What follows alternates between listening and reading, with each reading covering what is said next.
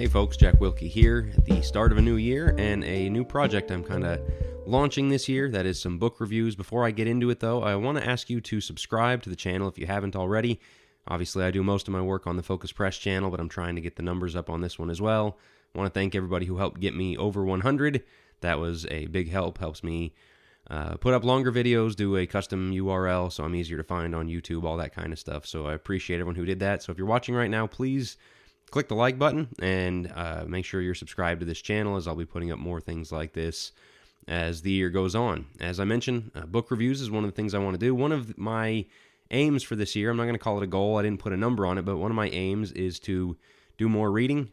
Life's been a little busy, work's been a little busy over the last couple of years, and I've fallen behind on that. But so since I do so much writing, the better reader you are, the better writer you are. And one of the ones I got it for Christmas actually, so shout out to my mom for the Christmas gift, was Charlie Kirk's Stop in the Name of God, a book on, well, I'll just read the subtitle, Why Honoring the Sabbath Will Transform Your Life.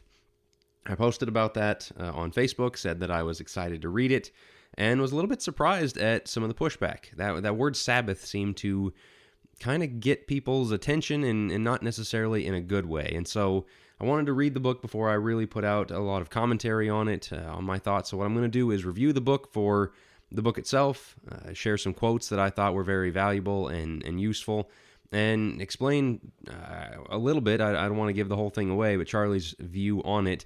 And in the second half of this video, I want to share what I've taken from it, what I was already doing before, some principles, some considerations for you, I guess, as we consider this idea of the Sabbath. So before I get into some of the nuts and bolts of the book and what I thought of it, it's important to define what the book itself means by Sabbath. Charlie Kirk is not, in the book, did not make the case for observing the Sabbath according to the old law. He was not being pharisaical. He was not bringing back all of those things that, of course, Jesus was called on by the Pharisees or any of those things. He's using it very much as a general principle of rest, of taking one day a week off and just catching our breath. He talks about how, whether you're religious or not, this was part of creation for us to, every 7 days, need to take a break. And really, when he says rest, one of the biggest thrusts of the entire thing is a rest from our phones, from the screens, from just the constant being in front of our work, being connected to our email, to texts, to social media, to things like that. That is, when he says Sabbath, that is the biggest takeaway. It's not the only one, but it's the biggest takeaway, is getting away from our phones. When I get to my part of it here at the end and talk about what I've observed, I'm going to expand on that a little bit, on some things I think we can add. But the point here is not to put us back under the Mosaic Law. I know there are people who have kind of gone that direction. There are the Torah-observant Christians who think that's what we're supposed to do, is when we become Christians, start observing all the law. I don't agree with that. In fact, there's a chapter in the book that makes the case for Christians need to do this, and a case against it. He quotes famous theologians on both sides, and so he does a very fair hearing, and so that's one of the things I appreciate about it, is he kind of gives the full-orbed view of whether or not this idea of the Sabbath is applicable, is needed for Christians today or not. And so really it's just that idea of a day of rest. He says in there he does not quibble between whether you take it on Saturday or Sunday. And so when he says Sabbath, a lot of people say, well, that means Saturday, that means the law of Moses. Most technically, but even before the Ten Commandments, they were given a Sabbath there in the wilderness about collecting manna on the seventh day. And of course it's rooted in creation and all of that. So Sabbath itself, according to the book, is not a strict legal adherence to the Mosaic Law, and again, it's Saturday and or Sunday, a day of rest, not necessarily that one Saturday. But with that, a more, I guess, traditional review. I'll get to the negatives first. First, it's not.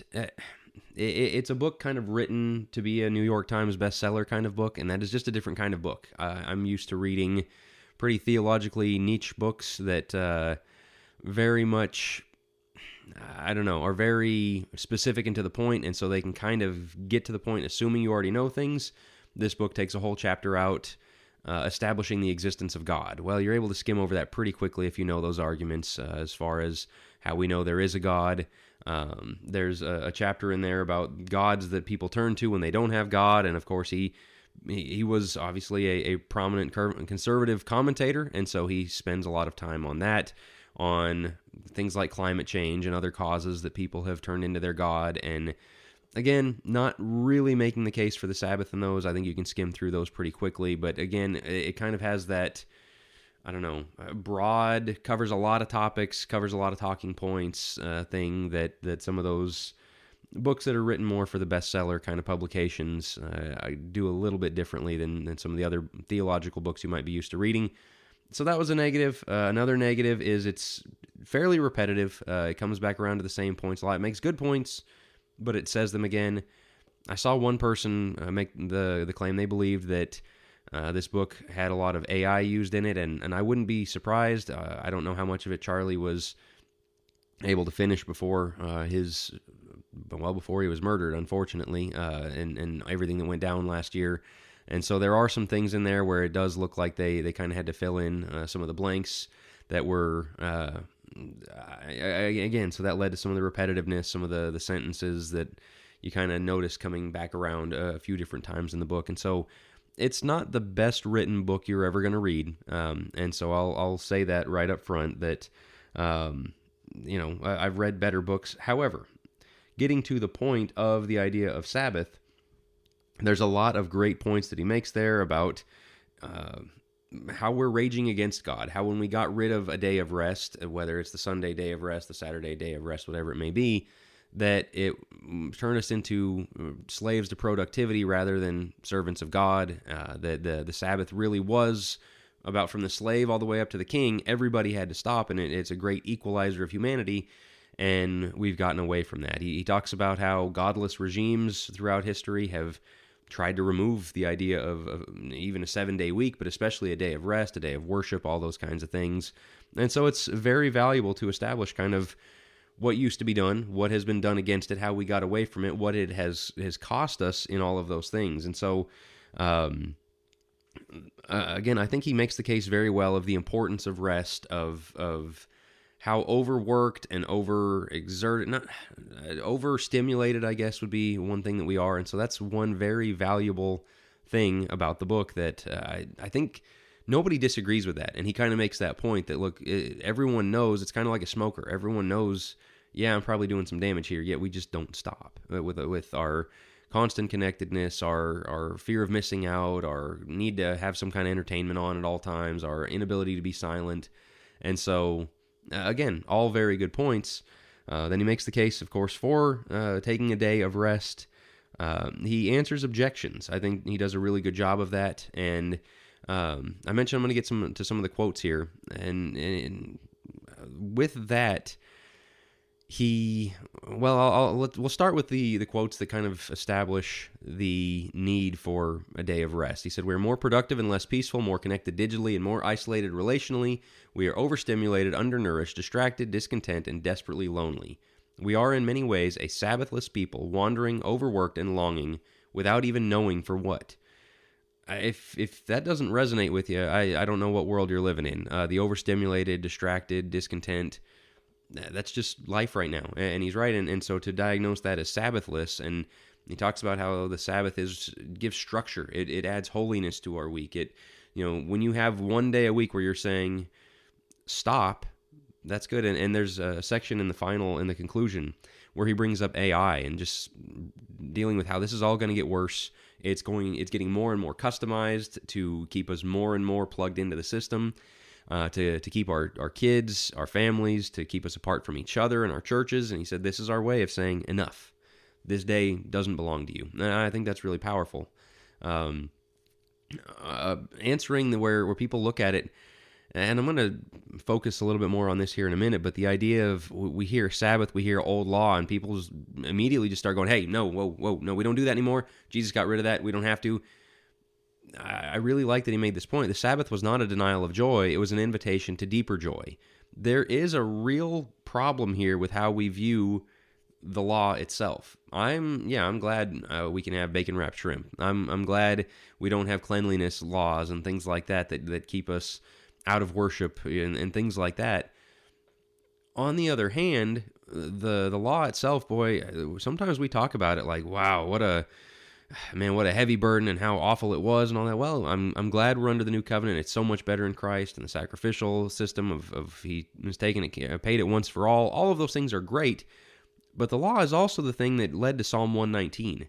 176 verses of how great God's law is and how much it educates us and helps us and leads us and guides us, and every command God gave was for their good, including a day of rest. There's a reason God took a day of rest to set an example for us, and I think that's an important thing for us to realize. He makes this point a few times. As I said, it's a little repetitive, but it's a powerful one when he compares the first giving of the law, and it says you're going to rest because God took that seventh day of rest, to Deuteronomy, when they're going to go into the promised land. It changes it up and says, because God gave you rest from Pharaoh. And so here, this quote, he says, in Exodus, you Sabbath because God made the world. In Deuteronomy, you Sabbath because God set you free. What's the implication? Slaves don't rest, only the free do.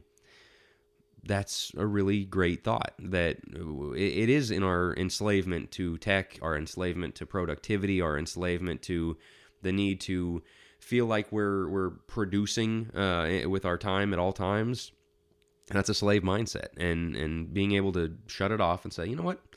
I'm going to relax. I'm going to worship God. I'm going to read my Bible and pray a little more. I'm going to enjoy my family and some good food and all of those things. Yeah, that's really important. And so it is a freedom from slavery. It's a freedom to reconnect with God.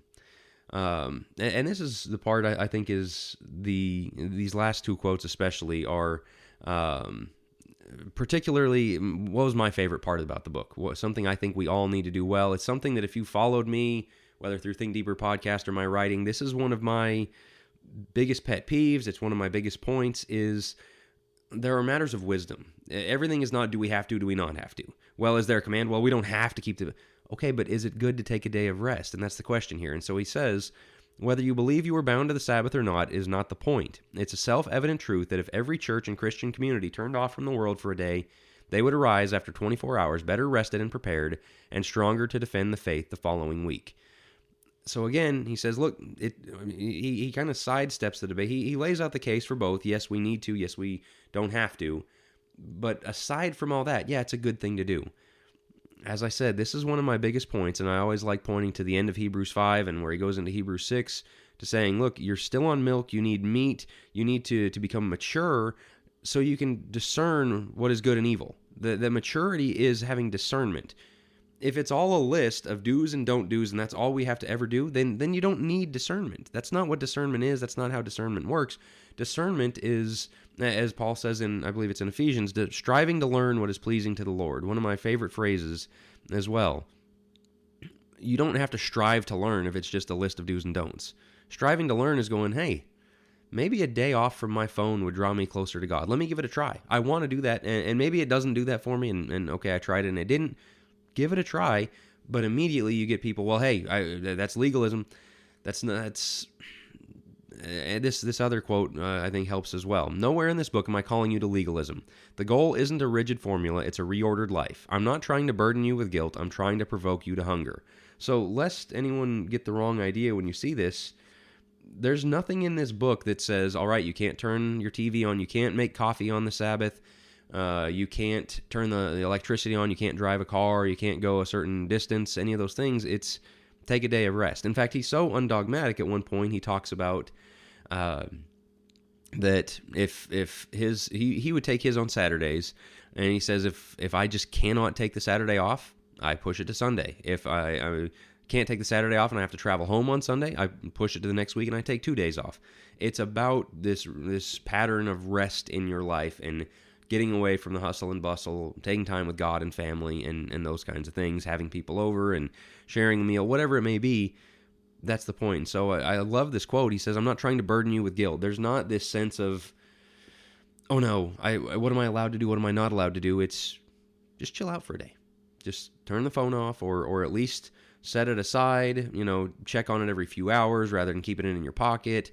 Again, get your Bible out, get a journal, and he gives some really good practical tips as well. And so I think this is really important for us to look at something like this and go, I think some people see the title of this book and go, well, we don't have to do that, so I'm not interested. I'm just going to plug my ears. I don't. wisdom. Just your wisdom might lead you to say, I don't need this to be closer to God. Your wisdom might say, you know what, this actually does help. Those are the kind of discussions we need to have, and not just get stuck in that cycle. And so that's just a few of my favorite quotes from it that I think commend the book. I'll put a link here in the description where you can grab it on Amazon. Apparently it was popular enough that a lot of people have had a hard time getting a hold of it, and somehow my mom got in under the bar and got in before they were back ordered, so appreciate her for that Christmas gift she got me. There's always books on a preacher's Christmas list, and this was one of them for me. So again, I recommend the book. As I said, not the best written book I've ever read, but a lot to think about there, a lot of good material. As I said, maybe some chapters you can skim and get through it a little bit more quickly if you're familiar with that material, but certainly check it out. As I said, though, the second half of this, I want to talk about what I've done, what I've learned, how I've implemented it. Before all this, and I'll link this as well in the notes, I did an article a couple of years ago, a year or two ago, about the Chick-fil-A model and making the case that Christians should, to the best of our ability, stay out of businesses on Sunday.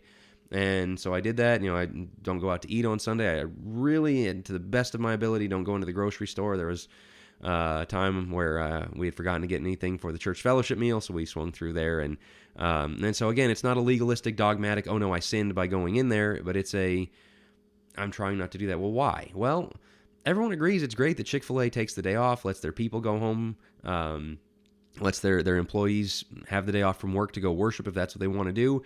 Everyone agrees most everyone agrees it was great when society did that, where we shut down a little bit more on Sunday. The only way that we can really incentivize that to happen is if more Christians joined in on that and said, you know what, if I don't want the Chick-fil-A, if I think it's good that the Chick-fil-A workers aren't working for me on Sunday, I maybe won't make the McDonald's workers work for me on Sunday. And again, just societally really endorsing Sunday as a day of rest. Interestingly, in the book, Charlie talked about the blue laws and the days of towns shutting down, but he wasn't so much making the case for that, wasn't making the case for shutting down. I am a big believer in that. I think it's been a good thing for me and my family. There's, again, a few unavoidable times, and obviously there's always some businesses that are going to need to stay open. The hospital can't take the day off from there, but in general, I do think it's a good practice for Christians to give a try. And again, if all of us did that, everyone would take the day off. Everyone would have Sunday off. Does that mean they would all come flocking to church? No, I don't believe that, but I think some would. I think it would, hey, there's nothing to do. Let's go see what's going on at church. And so I certainly recommend that practice. With that, I kind of realized, okay, I'm not going to the restaurant. I come home and turn on NFL football. Not very consistent, so I'm trying to get away from that as well. And all of this is not legalism, beating myself over the head. It's I would like to live in a world where Sunday was not a day of business, and so I'm going to try and bring that about as much in my own life as I can. So there's that side of it. Since picking this book up, I've taken the last 2 Sundays and left my phone off. I had to send one scheduling text this last Sunday, so again, it's not legalism that I'm sinning by sending one thing. But unplug the phone. I don't wake up and scroll social media like I might normally do. I don't play music or a podcast when I'm getting ready. I don't do any of those things. I don't sit in front of the TV and get on my computer and social media. I've taken that break. I've played games with my kids. I've read, this book, read more Bible. I had more prayer time. Just had a little more conversation time with my wife, things like that. It's been a great blessing. It's something I plan on continuing to do. This is the kind of thing I've talked with her about, bringing her in on it. And since just leaving one of our phones on and just letting family members know, hey, if you really need anything from us, call us. Any texts, anything non-urgent, we'll answer it on Monday morning. It's not that hard to do. Both Mondays, I've picked my phone back up on Monday morning when waking up. There were texts, there were some emails, there was nothing urgent that I really needed. Again, people could get a hold of me if there was some urgent thing that needed to happen, and so it's just been a blessing. It's been a breath of fresh air, and what I've found is I log in and realize I didn't miss anything on social media. There were no posts I had to see or anything like that. And so the first week, Monday, Tuesday, Wednesday, it's easier to stay off of social media because you realize I'm not missing that much. I slowly dragged back into it by the end of the week.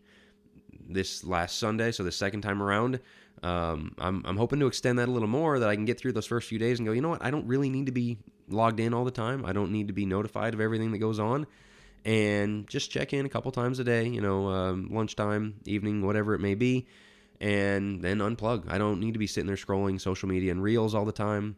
And then hopefully, as I get toward the end of the week, kind of looking forward toward that day of rest, it keeps me off as well. But it's a great pattern for the week. I'm enjoying a lot. Again, it's not legalism. Again, and for me, I've taken Sundays. As I said in the book, Charlie Kirk took Saturdays were his day of rest. I believe since I'm already going to worship, I'm already taking that time for dedication, for family, for the church, for all those kinds of things. Just keep it rolling with Sunday, and be a little more connected on Saturday, and then Sunday morning just kind of be able to be unplugged and have my mind totally on worship, nothing on the phone, no football, email, or phone notifications coming in for scores or anything like that. It's been a great blessing. I'm not saying you have to do it. He's not saying you have to do it in the book. This is a very interesting book, as of course, unfortunately, was the last thing he was able to produce in his unfortunately short-lived career, that he accomplished so much. But this is an interesting one for him to go out on. It's not the political conversation that he was always having, but it was a call to take a break, to get ourselves out of the distractions and the rat race and the idol of productivity and all that. I benefited from it a lot. As I said, I'm practicing some of these things in my life. I recommend you do the same, and if you do, leave a comment. I'd like to hear what you think. Just take a day this next weekend, unplug, and not just unplug for unplugging's sake, but you're taking this digital fast, this fast from life, to grow closer to God and to the people around you. So replace the one thing with something else as well. I think you'll enjoy it a lot. Again, nobody's saying anybody has to do this, but it's a breath of fresh air, I would say. So that is my review of Charlie Kirk's Stop in the Name of God. As I said, there will be a link in the comments or in the notes below, whether you're listening to this on podcast or on YouTube. If you are watching on YouTube, once again, please drop a like and make sure you're subscribed to the channel. My next book review, I don't have it here to hold up, but is Joe Rigney's The Sin of Empathy. Very good book. I'm enjoying very much. One I think is critically important for this day and age. So keep an eye out for that, and I will talk to you guys on the next one.